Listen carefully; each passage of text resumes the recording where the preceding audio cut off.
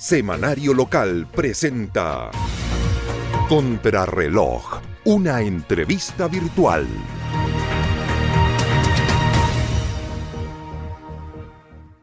Hola, ¿qué tal? Muy buenas tardes. Nos encontramos nuevamente en la Galería Viller, en el sector oriente de la ciudad de Osorno, en el Café Quieros, Café Bar Restaurant Quieros, que durante ya 32 capítulos con el de hoy nos ha acogido transitoriamente para poder conversar con usted junto a Bernardo Candy y compartir momentos de reflexión en torno al quehacer local, regional, provincial y también nacional, con el aporte siempre de síntesis literario que nos hace nuestro querido amigo Bernardo Gandia, a quien saludamos con mucho placer y cariño. Hola Claudio, un nuevo programa y esperamos obviamente que la gente que nos escucha, que nos ve, pueda, digamos, también generar sus propias opiniones a partir de los temas que ambos instalamos acá. Y vamos a partir, como siempre, con nuestra literatura. Hoy día traje 3 textos. Uno es de José Ramos, que es un economista en la Universidad de Chile, que es sobre la economía humanista. Es una mirada que da este autor sobre la economía, pero es una perspectiva mucho más humanista, en donde él dice que la economía debe estar al servicio de las personas y no la persona al servicio de la economía, altamente recomendable, y que es un nuevo enfoque o un enfoque distinto a un enfoque en donde lo central es la economía. Acá lo central es la persona, el ser humano. El segundo texto es un texto que es una monografía de Evelyn Evia Jordán, del Hospital El Lavadero al Hospital Villa Baviera. Este es un texto que se recomienda, es una monografía que da cuenta de la historia reciente de Villa Baviera o de la Colonia Dignidad, en donde ella toma como elemento central lo que fue y cuál era el rol que cumplía el hospital de Villa Baviera o de Colonia Dignidad para justificar la acción de Paul Schaeffer, porque uno era el hospital, el otro elemento central era el molino y un tercer elemento era la escuela. Es decir, 3 cosas que prestaban servicio, pero que eran enganchos para poder mantener a la comunidad del sector de Catillo tranquila y amigable. Y un tercer texto tiene que ver con lo que es el crimen organizado, que es de la anatomía del poder ilegal de Lucía Diamer. Este es un texto, digamos, que da cuenta a nivel general de América Latina, de cómo se organizan las mafias en el contexto de América, del crimen organizado y cómo permean las instituciones públicas, sobre todo, que les interesa, y el poder político. 3 textos altamente recomendables, de bajo costo, son textos que están dentro de un poder adquisitivo de entre 15 y 25 mil pesos y que pueden ser elementos o textos que ayudan a comprender la realidad del país y de América Latina. 3 libros interesantes. Sabes que Economía Humanista de Joseph Ramos me descoloca la relevancia que se le da al punto de humanismo sobre las economías y no la finanza en general, desde un punto de vista mucho más humano. Claro, y más alejado de la espiritualidad, como si hubiera una disociación entre conceptos de cosas que no hay. Las últimas cifras que se dieron a conocer en Chile con respecto al INE, en términos de en qué se sitúa el desempleo, lamentablemente para Chile no son buenas noticias. Está aumentado un 9% en promedio, pero ese 9% es un promedio medio mentiroso, porque si uno hace un análisis por el grupo etario, vemos que es más de un 10% en el grupo de mujeres versus el hombre, y adicionalmente el grupo etario que va de los 18 a los 25 años es en donde tenemos una cesantía que supera por largo lo que es el 22%. Es decir, ahí hay un problema mayor porque es el grupo etario más joven, el que no tiene oportunidades, el que no encuentra trabajo hoy día en Chile, y la economía, lamentablemente, vamos a tener este año más inflación, es decir, ese 2,5% o 2,8% que tuvimos el 2025 acumulado va a pasar lo más probable a un 5%, así como van las cosas. Es decir, hoy día vamos a tener nosotros un aumento nuevamente de la energía eléctrica en todo el invierno, y eso va a significar que va a pegar efectivamente en una mayor inflación en los meses de junio, julio, y por lo tanto vamos a tener una inflación acumulada, yo creo, del orden del 5%. Ojalá me equivoque, pero todo indica que vamos para allá. Y lo peor de todo, que la economía no repunta, dado también con factores externos como pueden ser, digamos, la guerra de Irán y Estados Unidos y Israel, que ha afectado enormemente el impacto, sobre todo en nuestras economías exportadoras e importadoras. Y por lo tanto ahí vamos a tener también un mal indicador que lo sitúa el Fondo Monetario Internacional del orden del 1,5 al 2%. Lo más probable, los especialistas lo sitúan incluso bajo el 1,5, y eso es muy malo para Chile, porque el IMAC de la última mes fue menos 0, y algo, creo, 0,5 para ser exacto, y por lo tanto ya estás viendo indicadores que no son muy buenos para la economía, para un gobierno que se planteó como meta tener un crecimiento de un 4%. De verdad estamos muy lejos de eso, y no se ve o no se visualiza por lo menos prontamente un repunte de nuestra economía, más allá de la reforma o contrarreforma que quieren llevar a cabo. Eso va a tener, si es que se aprueba, va a tener un impacto muy posterior, es decir, no es algo inmediato, y por lo tanto no vamos a tener indicadores positivos. Eso sin duda va a tener, digamos, una situación más compleja para el país. Eso no quiere decir que el país se esté derrumbando, ni mucho menos. Yo creo que hay que ser también... Ni estamos en la emergencia permanente. No estamos ni en emergencia, ni el ni país empeorando, está ni derrumbando, sino que lamentablemente se están consolidando las cifras nomás que venían se estableciendo, claro, que son 40 semanas con desempleo al alza, llegando a este 9,1% que se plantean hoy día las estadísticas, con un aumento en la creación de empleo por cuenta propia. El empleo por cuenta propia habla de la independencia del trabajador, pero también de condiciones bastante desfavorables para un futuro previsional, para acceder a la salud. Toda la informalidad no es buena. Claro. Entonces ahí tenemos un tema que es bastante complejo de abordar. Lamentablemente las cifras no nos ayudan mucho, pero hay que seguir trabajando. Las cosas no se pueden tomar como que esto no tuviese un remedio. Yo creo que sí, yo soy una persona que cree todavía en la esperanza, y por lo tanto pienso que podemos mejorar. El segundo tema que me interesa abordar es el tema del cobre. Recientemente nosotros hemos estado observando que en general en la prensa ha generado un ambiente de que Codelco no ha tenido una buena gestión, de que Codelco no ha sido bien administrada. Es como lo que se instala, y que al final de cuentas es un Codelco que estaría en condiciones muy malas.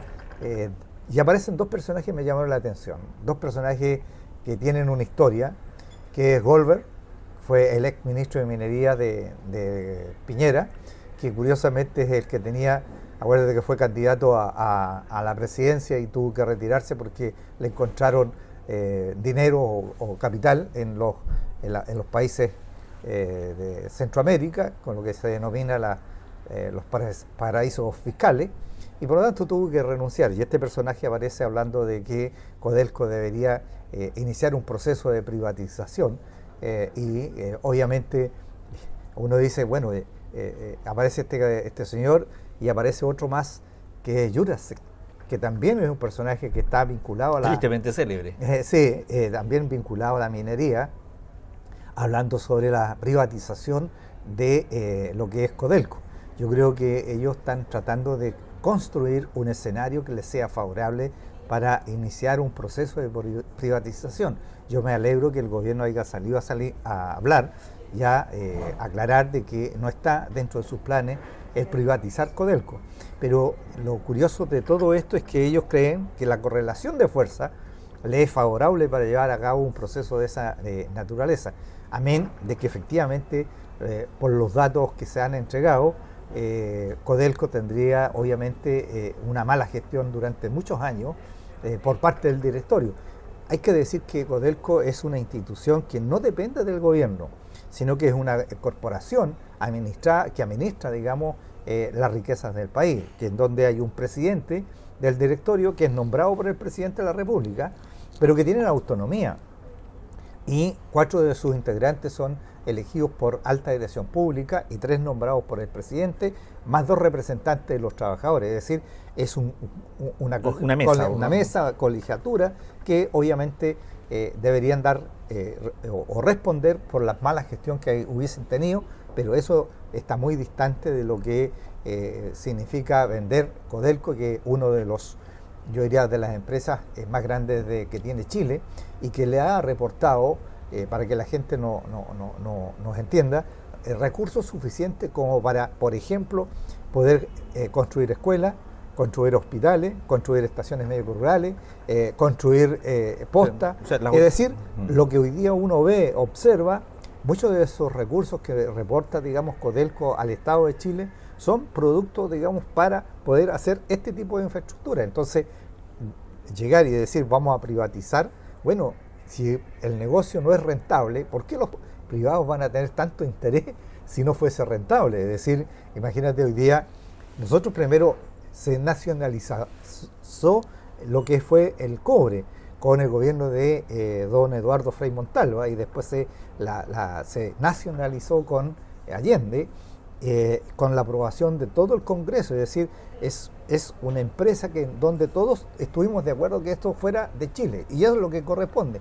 Pero lamentablemente, a más allá de lo que dice la Constitución, que los minerales que existen en el país son de Chile, bueno, se buscaron los subterfugios para decir de que hoy día podemos decir, cifra dura, de que el 60% de la minería le pertenece a extranjeros.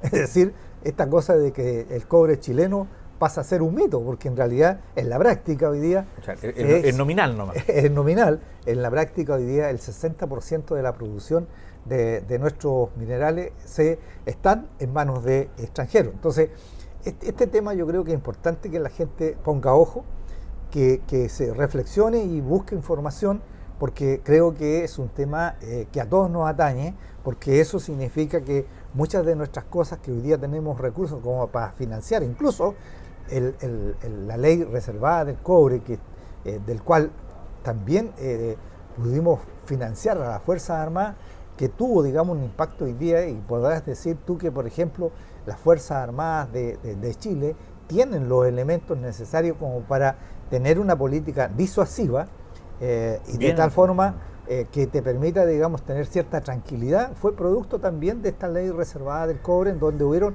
recursos disponibles para poder financiar ese tipo de cosas. Entonces, este conjunto de elementos yo creo que es importante que el país los preserve, los mantenga y los profundice. Lo que hay que mejorar es precisamente la administración y la gestión y la gobernanza de lo que es Codelco, pero eso dicta mucho para entrar a un proceso de este caso de expropiación. Yo creo que eso está muy distante. Imagínate, el precio del cobre hoy día estaba sobre $6,25 la libra. Entonces tú dices, ojo con eso, hay que verlo con cuidado. Y el otro tema, mira, que habíamos tratado de hablar, este tema de la geopolítica, cuando tú ves que nuestros vecinos empiezan a armarse, bueno, Chile tendrá que tomar también las medidas pertinentes, porque ya no tenemos la reservada del cobre, pero sí tenemos una ley distinta que financia a través de un fondo plurianual lo que es la mantención, y este fondo también permite comprar y mejorar lo que tenemos desde el punto de vista de las armas, para seguir manteniendo una política disuasiva, pero también la diplomacia. Y ojo, con un tema no menor, estos temas la gente no los visualiza, no los ve. Cuando no son del día a día. Claro, cuando aparece un argentino hablando de la boca del estrecho de Magallanes, los tipos no lo hacen porque sí. Y lamentablemente nuestra vocera de gobierno en ese entonces no supo decir que el estrecho de Magallanes es chileno. Pero mira, si uno lo analiza desde el punto de vista del continente, bueno, el estrecho de Bering en el norte, eso prácticamente hoy día nadie lo usa, pero Panamá, que es el otro puente. Está bajo control norteamericano. Claro, y con capitales también chinos, pero lo más grave de ahí es que el cambio climático está produciendo una baja de las aguas, y eso significa que va a haber un problema a futuro y va a quedar solamente el estrecho de Magallanes como el único paso que une los continentes. Entonces, esa es la importancia estratégica del estrecho de Magallanes. Entonces, tú tienes que ver esto y analizarlo, y por eso es tan importante que Chile siga invirtiendo en mejorar sus puertos de los extremos, es decir, mejorar los puertos en las ciudades en donde tenemos puertos, que es Puerto William, de tal forma de que tú fortalecer Punta Arenas, de tal forma que efectivamente tú tengas una mirada hacia la Antártida, y obviamente esto es estratégico. Los argentinos en eso, ellos construyeron una ciudad que es Ushuaia, en el sur, porque quieren proyectarse hacia la Antártida. Entonces, todos estos elementos que aparecen como sueltos y que no tuviesen importancia, sí tienen importancia para el país y para mantener, digamos, su supremacía con una estrategia inteligente, con una diplomacia activa, pero también con los elementos disuasivos que te permitan a ti invertir más recursos en lo que es. A mí me llama mucho la atención, por ejemplo, lo que está haciendo la Armada con la construcción de sus propios buques de guerra. El proyecto Escotillón, que significan 4 buques de multipropósito, la misma construcción del rompehielo, son aprendizajes que te permiten efectivamente poder avanzar en lo que es un país que se preocupa por lo que va a venir a futuro. Entonces, anticiparse y tener una armada potente, eso nos da garantía y disuade a cualquiera tercero que quiera, obviamente, iniciar un conflicto con Chile. 3 puntos bastante interesantes lo que está planteando usted. Hoy día yo quiero señalar, con respecto a lo que es geopolítica, hacer 2 alcances. El primero, y usted me puede ayudar como buen historiador, José Faustino Domingo Sarmiento escribe una carta en la que le señala en su oportunidad al presidente argentino que frente a conflictos de la economía interna o conflictos sociales emergentes en Argentina, nunca se olvide de echarle la culpa a los chilenos, porque este sentimiento de nacionalismo que se despierta en el pueblo argentino permite que la gente pierda el foco central sobre los problemas graves que están ocurriendo en la Argentina. Esa es una carta histórica, no sé si lo digo bien, Domingo Faustino Sarmiento o José Domingo Faustino Sarmiento. Mira, no me acuerdo exactamente del nombre, pero mira... Pero la carta existe. Existe. Lo importante es que, mira, nosotros tenemos que tener una mirada en las 3 fronteras, o sea, mucha, digamos, colaboración, todo lo que quieran con nuestros hermanos peruanos, igual con Bolivia y con los argentinos, pero tenemos que saber algo de historia, y siempre hemos tenido conflictos en las 3 fronteras, y por lo tanto uno tiene que estar preparado, porque la mejor política es la disuasiva, que nos ha dado tranquilidad durante muchos años, porque efectivamente si tú tienes superioridad aérea o marítima o terrestre, bueno, nuestros adversarios la van a pensar 2 veces antes de tomar alguna acción concreta. Ahora, el argentino se ha caracterizado siempre por esta humildad tan argentina, esta sencillez tan argentina. Ellos, el año 78, decía Rodolfo Fortunato Galtieri, que vamos a desayunamos en Buenos Aires y el almuerzo lo hacemos en La Moneda de Santiago, cuando pensaban atacar. Bueno, entonces, el 78 fue un año bien complejo para Chile, porque imagínate, un conflicto armado hubiese significado el derrumbe de las ambas economías, y no solamente eso, sino que además cualquier conflicto militar te produce un dolor enorme en todo lo que es el ser humano. Entonces, los argentinos han tenido siempre una mirada especial con respecto a los sistemas de conflicto bélico con Chile, una adversión que se da más bien a nivel de mandos militares que a nivel de la... No, en esto hay que hacer el distingo. No es el pueblo argentino, claro, ni el pueblo peruano, ni tampoco el boliviano. Son generalmente las Fuerzas Armadas. Los termocéfalos que ocupan... O los que están gobernando, que cuando se tienen problemas internos sociales, miran para el lado y le culpan al vecino. Ahora, ese es el primer punto. El segundo punto con respecto, que es absolutamente válido lo que usted plantea con el problema de el estrecho el canal de Panamá, puesto que el acceso por el canal de Magallanes y el control del canal de Magallanes para agilizar una navegación náutica que permita pasar de un continente a otro es fundamental si se quiere no considerar bajo dominio norteamericano el canal de Panamá, por lo que siempre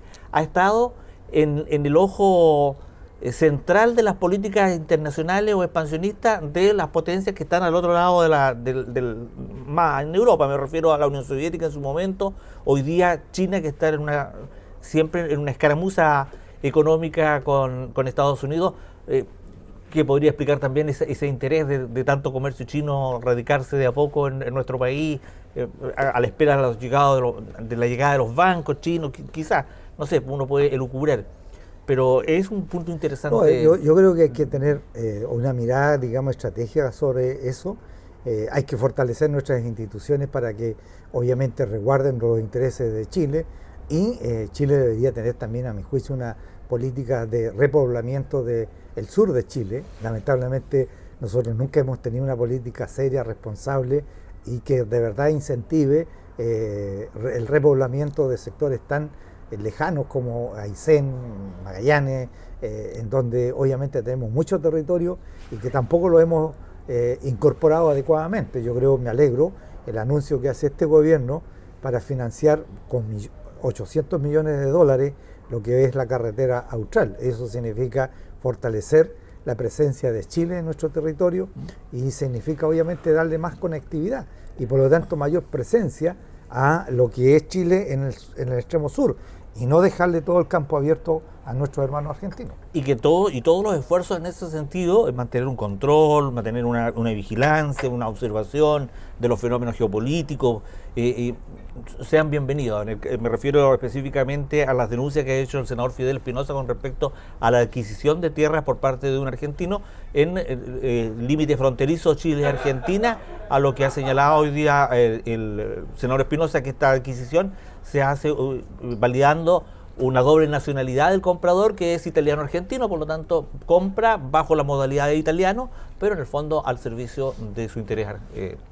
Bueno, ahí los países tienen que tener ojo con eso, porque efectivamente hay una prohibición de venderle a extranjeros en lo que es la frontera. Ese es el problema. Entonces yo creo que está bien la denuncia, hay que investigarla, y por lo tanto los organismos pertinentes tendrán que hacerse parte de esto, de tal forma de no posibilitar ese tipo de intervenciones que compliquen lo que es la geopolítica del país. Entonces, me parece bien en ese sentido, y lo importante, digamos, Claudio, es que la gente vea estos problemas, que hay que enfrentarlos y hay que abordarlos con seriedad y responsabilidad, y que obviamente Chile también requiere que sus instituciones reaccionen en forma oportuna y con conocimiento, de tal forma que efectivamente uno pueda tener una política que signifique resguardar los intereses nacionales y del Estado de Chile. Volvamos al tema del desempleo. 40 semanas con un índice que va aumentando la cantidad de desempleo, crece el empleo por cuenta propia, la informalidad es un punto de observación, es simple, es sencillo. El comercio ambulante en la ciudad de Osorno, el día sábado en la feria Pedro Aguirre Cerda, llegaba desde la plazuela Pedro Aguirre Cerda hacia 2 o 3 cuadras hasta acá.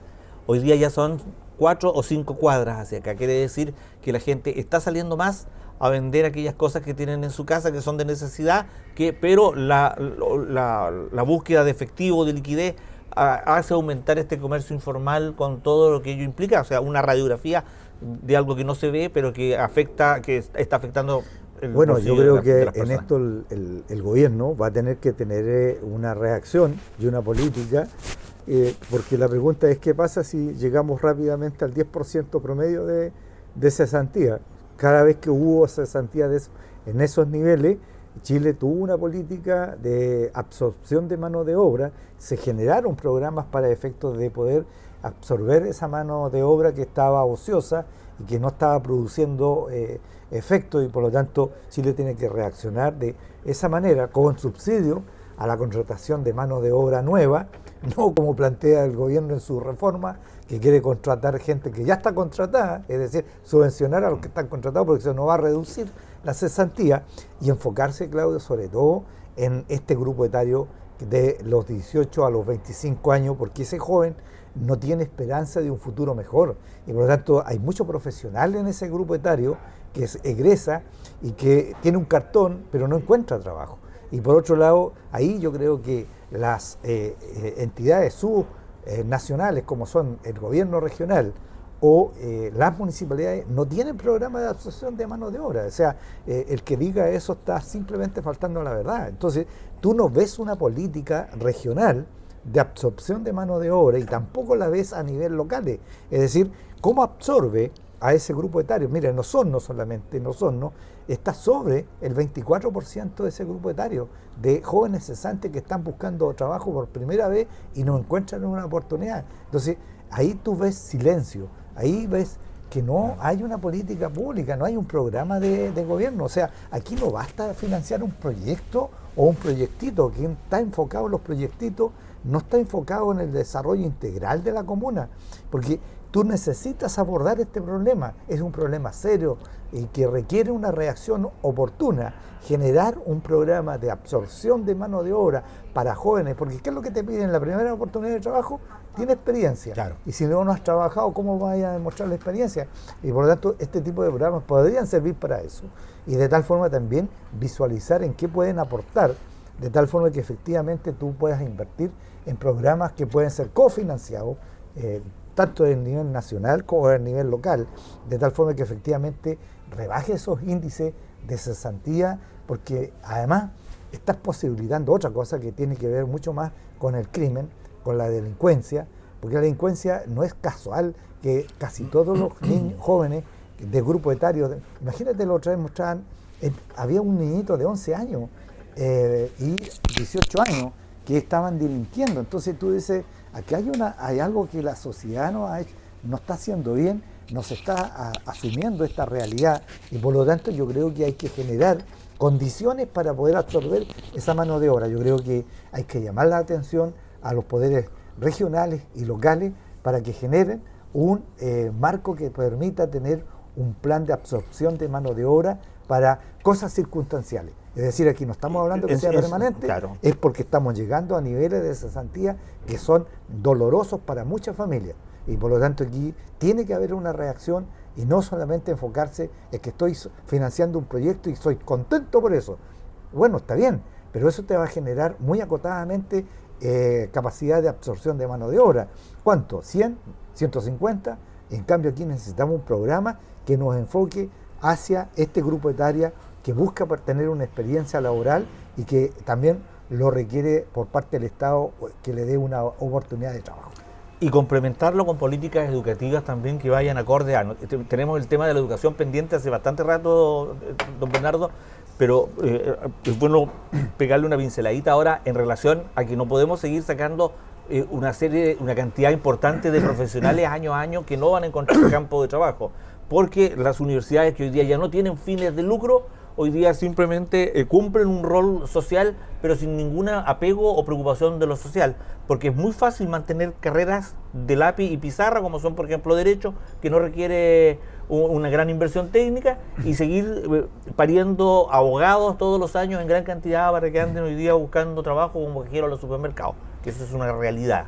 Entonces, claro, ahí en donde tú ves que no siempre las leyes del mercado funcionan bien, la oferta y la demanda, porque cuando tú te metes en esa lógica, bueno, la pregunta es ¿por qué me está generando usted, en este caso profesionales, que no van a encontrar trabajo, que no tienen niveles de empleabilidad? Entonces ahí el Estado tiene que jugar un rol, es decir, el momento, esta carrera hoy día no está teniendo una empleabilidad que permita decir que se está generando, digamos, un conocimiento por lo y menos que va a encontrar pega. Y por lo menos transmitir a la comunidad de forma permanente, estas son las carreras que hoy día no están generando empleo, porque no puede haber nada más frustrante para un jefe de hogar, un padre de familia o una familia de hacer el esfuerzo de enviar a su hijo a la universidad para que salgan un cartón que no vale ni siquiera para forrar la planta del zapato. Hay una cuestión media cultural también en Chile.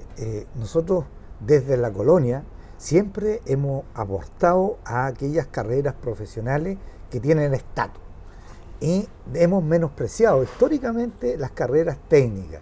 Hoy día, hace, no sé, un par de meses atrás salió una publicación en un diario en donde se demostraba que las carreras mejor pagadas eran gafitería, me acuerdo que era técnico eléctrico, era soldadores, operarios de maquinaria pesada, o sea, puras carreras técnicas de esa índole que tenían un sueldo sobre el 1.500.000, porque hoy día Chile no tiene una oferta calificada de buen nivel que te permita absorber esa mano de obra. Mira, ahora asociando esto a lo que tú me estabas diciendo, aparecía un informe del proyecto de Escotillón, en donde ellos necesitaban soldadores para soldar bajo el agua, que son especialistas en ese tipo de soldadura.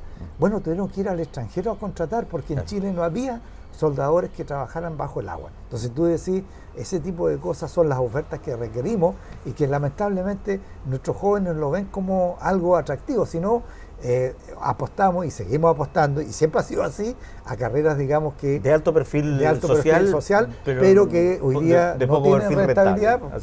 Así es. Bernardo, nos va a quedar una segunda pasada al tema de Codelco. Mal administrador el Estado, puede despertar la intención de privatizar. Cuidado, hijo, con la codicia. Entonces hay que darle una vuelta al tema ese de Codelco. No mencionamos el caso de Junaev y los fastuosos desayunos que nunca se sirvieron, y esto debiera ser un tema, el analizar, más que bajarle un 3% a los ministerios, cómo establecer mecanismos que permitan una contratación justa de servicios y no el sobreprecio que hoy día se paga en muchos de los servicios que aún siguen contratados y de los cuales se siguen contratando y se siguen manteniendo. Entonces el tema queda para rato. Queda pendiente. Gracias, Fernando, por haber estado. Muchas gracias a ti, Claudio. Nos vemos el próximo sábado entonces a través de Semanario Local. Un saludo a los funcionarios de la Municipalidad de Osorno, San Pablo, San Juan de la Costa. Estamos acercándonos de a poco para ir conociendo antecedentes de una vida pública que permanentemente requiere la fiscalización de los medios de comunicación. Hasta pronto.